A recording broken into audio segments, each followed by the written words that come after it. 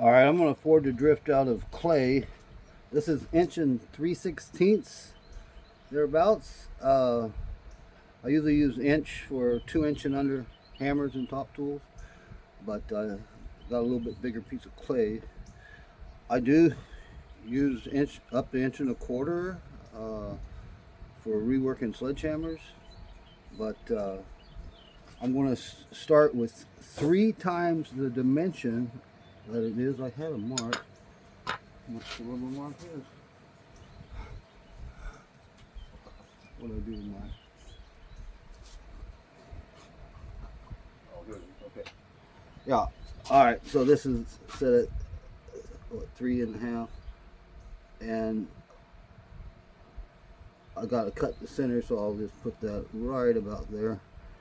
And I'm gonna start a low angle. I'm gonna forge this hexagonally to start with, but I'll hold a low angle and I'll use a flat surface of my hammer and not hit real hard, and turn 60 degrees and turn again right there. All right, I'll move up the notch onto the anvil, and I'm gonna hit with a flat surface again, but a little harder this time.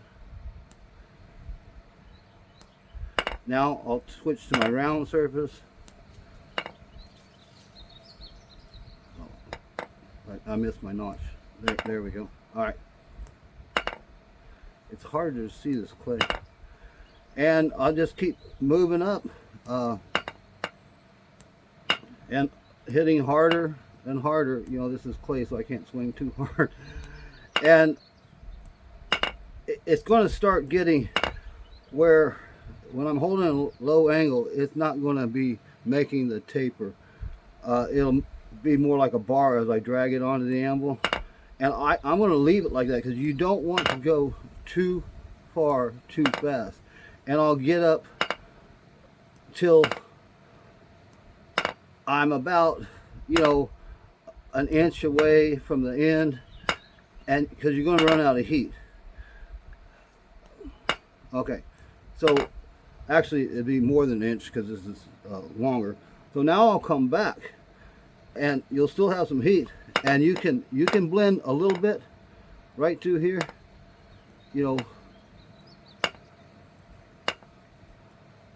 but leave that alone. Come back to the base and then take your diagonals off,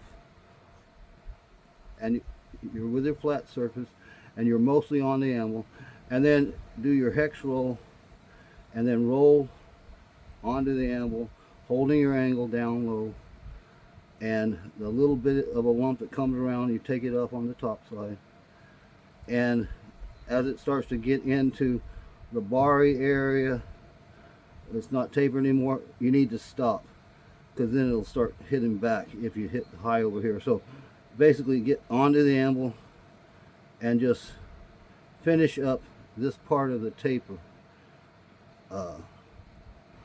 You're just planishing straight, and then you fill your anvil and leave the rest of that alone.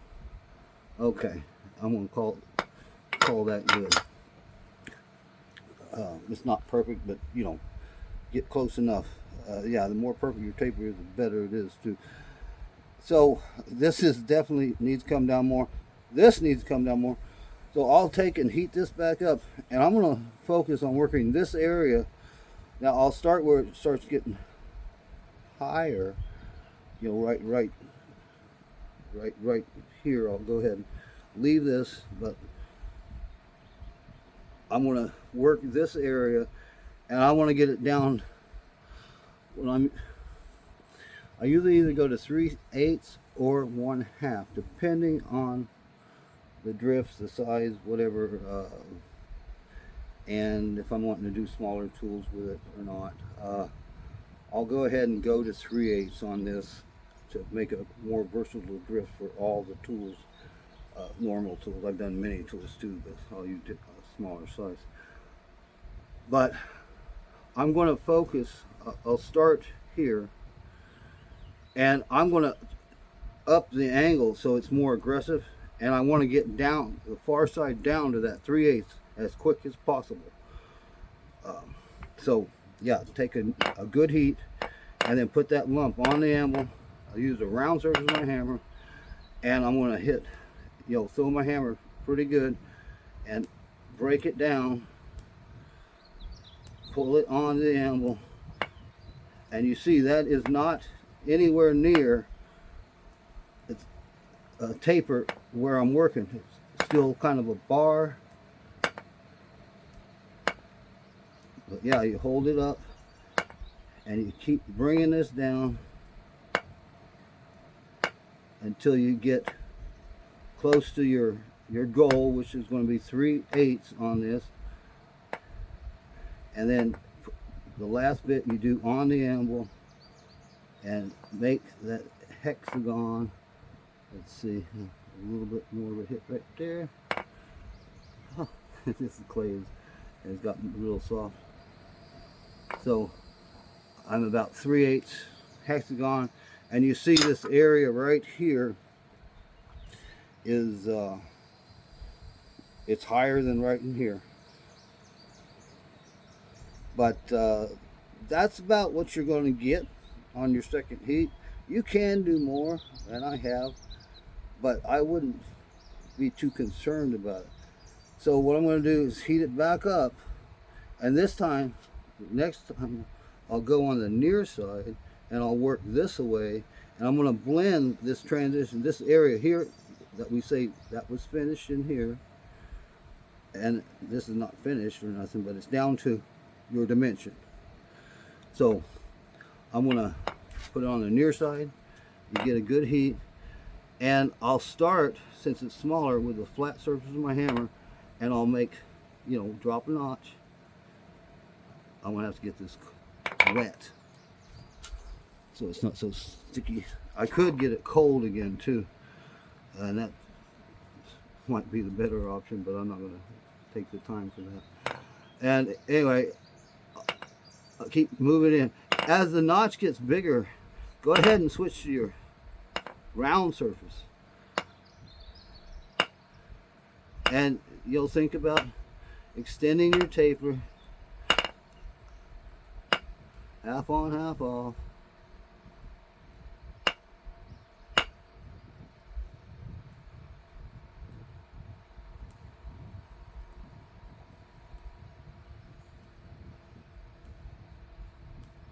And you watch it, and then as it gets close to your area that we're up here, your area that you say you're finished, think about getting back to your flat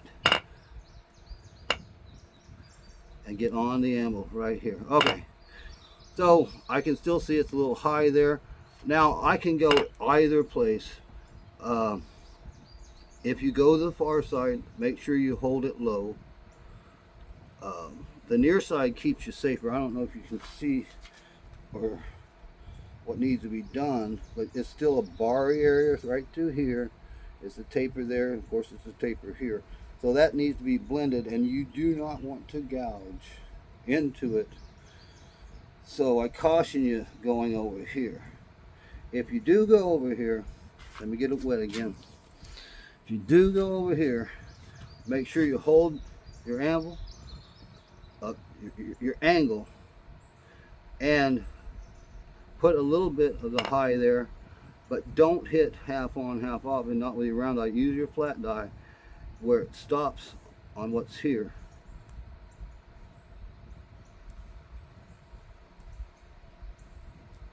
And then you move up after you go through your turn, and you hold the low angle. You hold it right down onto your anvil. And yeah, 3/4 on or 2/3, whichever it is.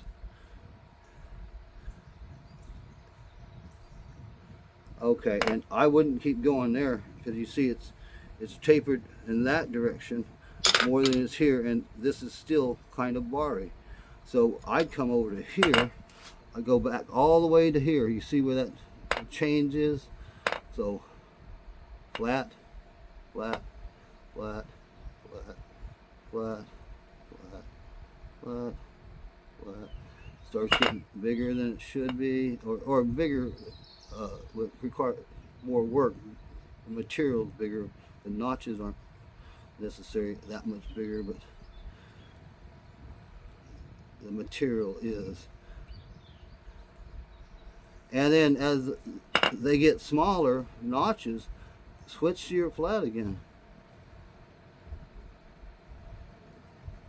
And learn to control the taper. And yeah, you want to be able to see the taper. So here is the transition of the finish to the other. So don't keep going into that.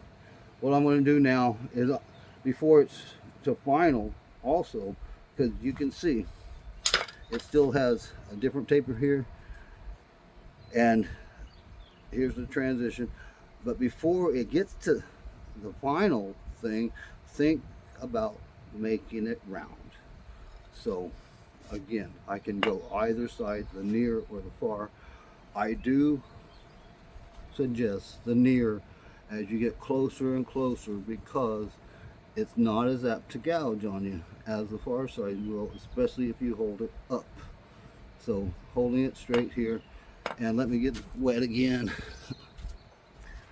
And yeah, you'd have to put some heat on it and start with the small end, and you hit the points.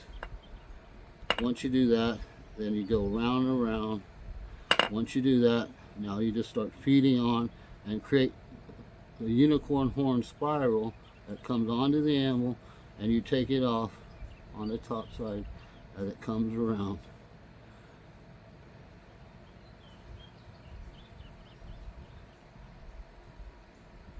You see? And yeah, you'll be going after this a lot faster than this to cover your area and get the work done and discover how it works. You do end up needing to attack this type of a tool to make it effectively and efficiently. I've done them in 3 heats a couple times, but usually 4 heats is what I'm going to spend. If you don't do the work required with every given heat, you're going to start multiplying all that.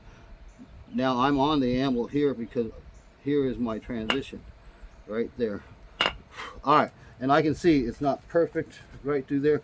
So I am going to go ahead and I'm going to now put this, and I'm mostly on the anvil, and I'm trying to look at my taper that's on my side of me, and as I see it work, as I say it happening, I can see this side of it. As I see it making the exact taper I want, I then bring a little bit onto the anvil and do the same thing. I'm watching on my near side here as the taper develops, and you're basically just taking very, very little. You're trying to perfect this taper as perfect as possible, is what you're doing by holding it on the anvil and letting your hammer seek its level, stopping on what's on the anvil.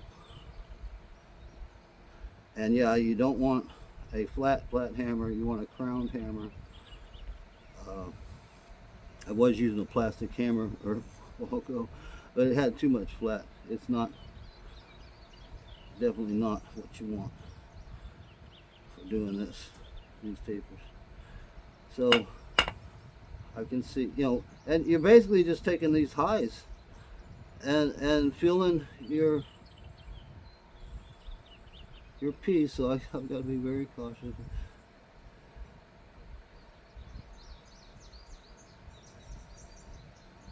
Hey, there's a gentleman spot here.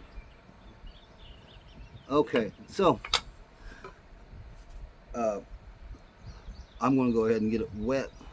Watch out, guy. Anyway, it's not perfect. You can see, and I'm going to go ahead and cool this down. So I'm going to pause that video, because cooler it is, it's not going to let it bend on me as I finish that up. But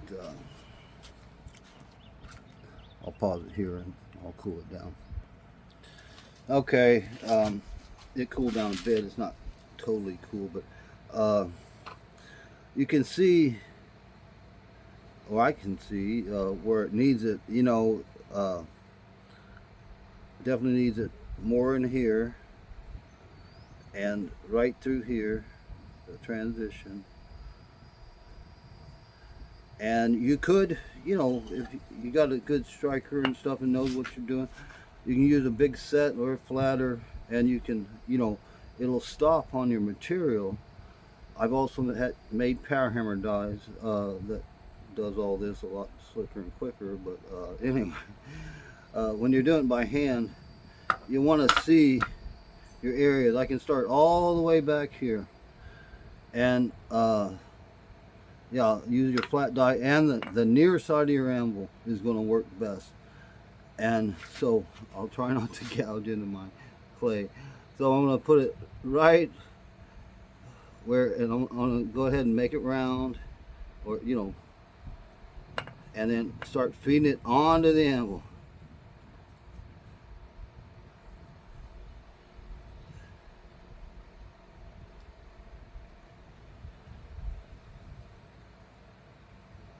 You see that little bit of a notch drop. And yeah, look on your anvil. Also look on the near side here. We'll get water. It's still, it's not that cool.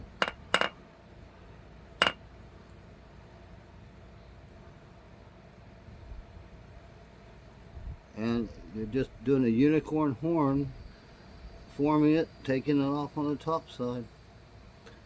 Very little bit at a time. And you want to make as perfect as a taper as possible without gouging in. And yes, the near side helps a lot on that compared to the far side, until you learn to hold that down. And I'm mostly on the anvil. And yeah, watch right there at your transition where it started. I'm going to go ahead and get all the way on the anvil right here and feel that. And I can see down here it's not perfect at all, but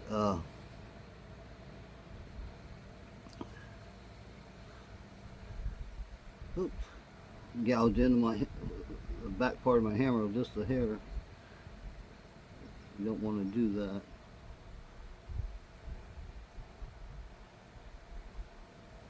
And yeah, right there, it's still not there. I'm going to go ahead and get all the way on the anvil and just work this area, coming back all the way on the anvil. Work any little highs that you got, and you're rolling it. You're not really smashing material. There's all the way up to the base. You feel it on your anvil. That's better. I wouldn't call it perfect at all. Like I say, I've made dies for the hammer that does make it perfect. Like right in here, I can see it needs a little bit. I'll go ahead and do that a little bit. But you'd have to heat it up again. But you learn to do this and attack it and let it stop on your material when you're doing these rolls, near or far, or on the anvil. And you can learn to blend these tapers. I'm gonna call that good enough. Like I say, it's not perfect. I'll tell you that. So now to make the drift part, I'm going to get a long heat. You'll have to, in a coal forge, you'll have to, paint it just like you would a torch, a rosebud, or whatever. But you want to get a long heat, and you want to get material of where you started with, your original material. And I usually think about getting about an inch and a half of it, because I want whatever material I start with to be the biggest part of my drift, and then it's all tapered from there. So I do different things. So here's where my forging starts and stops, right here. So here's about 1.5 inches here. Now you can make a fuller mark with the top and bottom fuller to divide that. That's one of the best ways. And yeah, I do that with a striker. You can also do edge on edge with a big set or a flatter, but you do want to watch gouging into the back or the front, I guess, whichever way you're looking at it. This would be the back, the near side. You can use a power hammer, you know, and just put it right there too, and you know, boom, boom, boom. This part right here, the transition, will not be part of your drift that you want your hammer going into. It will never expand like the true material will. That's why you get extra. You want as big of a oval or capsule shaped hammer eye, top tool eye, that you can get out of whatever material you start with. So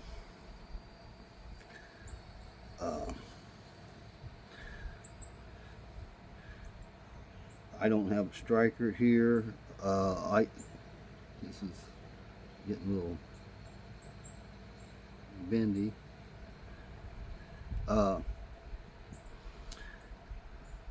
go ahead and start it with this set so you can see what happens. Like say,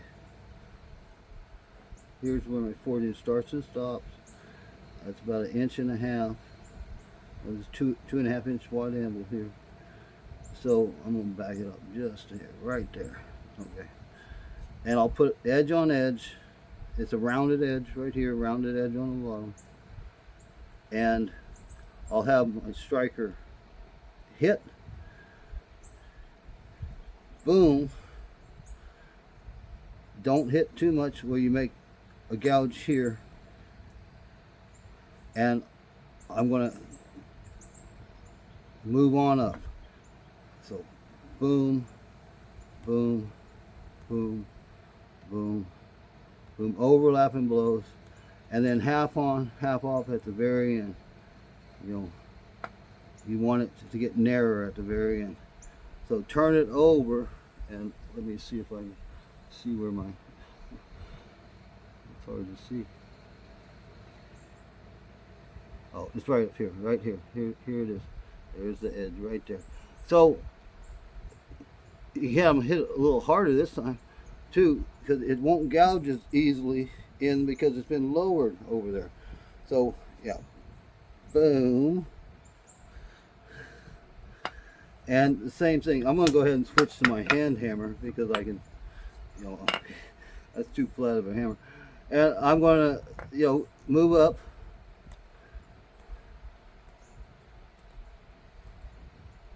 And half on, half off at the end. And yes, that will get wider there. But you're wanting to try and see, hey, I want hammer eye. It definitely needs more work up here. So I'll go ahead and use my hand hammer and hit it down, then move up. Boom, boom, boom, boom.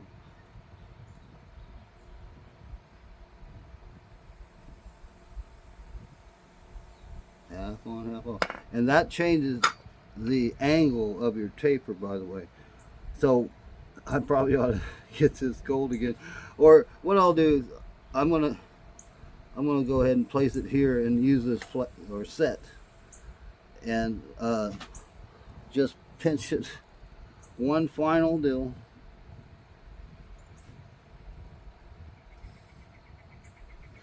And then move up,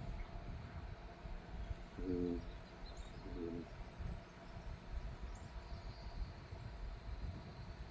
half on, half off. That needs a little bit right there.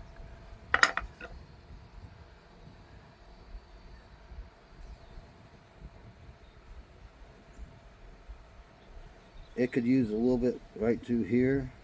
I hope you can see all that. Yeah. It's kind of hard to do with this clay now. It's kind of floppy, but anyway, I'm just going to try and do a little bit of final shaping of it. It's a little bit sticky.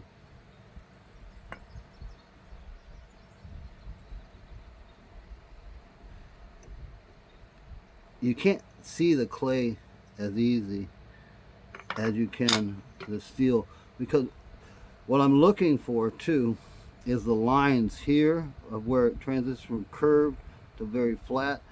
This should be straight all the way. It won't be where your entry is because it's flared out, but where your hammer is, it should be straight as can be, just like there shouldn't be any lumps out here either. Like I say, this is not perfect taper, but it should be as straight as can be. And here it won't be here, because the transition of where you start your hammer, where you set it down here, this transition, it will never push this out as far as it does right in there. And so you never want that to be part of your hammer. I'm going to go ahead and get this whole thing wet and see if I can. Oh, I just hit my fingernail on right there. Anyway, I'm just going to like pull it through the die here and see if I can, feel it. And yeah, that is half on, half off, so that you got to raise your angle, and that's your entry. And like I said, there's a little gouge right there. I'll take that out.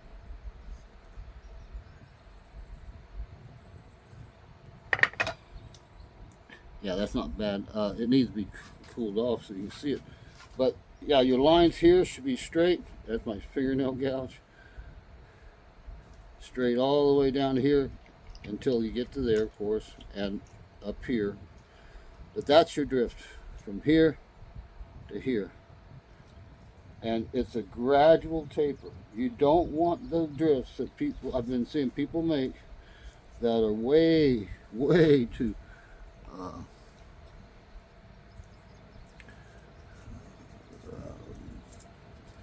angles are too much this way. That will not be easy to put handles on. It will break your handles. The handles get loose. And yeah, especially with top tools. But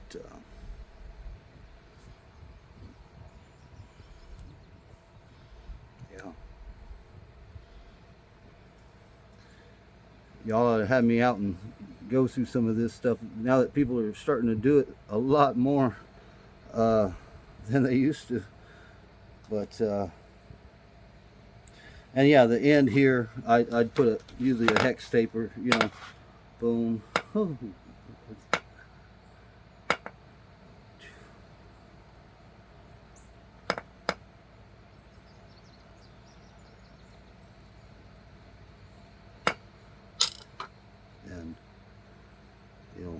And yeah, I want at least 6 to 7 inches on the end here that I can hold on to, especially when you're doing the bigger tools, the hammers and top tools that come all the way up to here. This thing gets hot, and you don't want your hand too awful close to it. But and yeah, this grind is easy grind down here. But if you cut that, it should make pretty much the same looking proportion of eye, and except for down here, of course. But, yeah, that's the drift.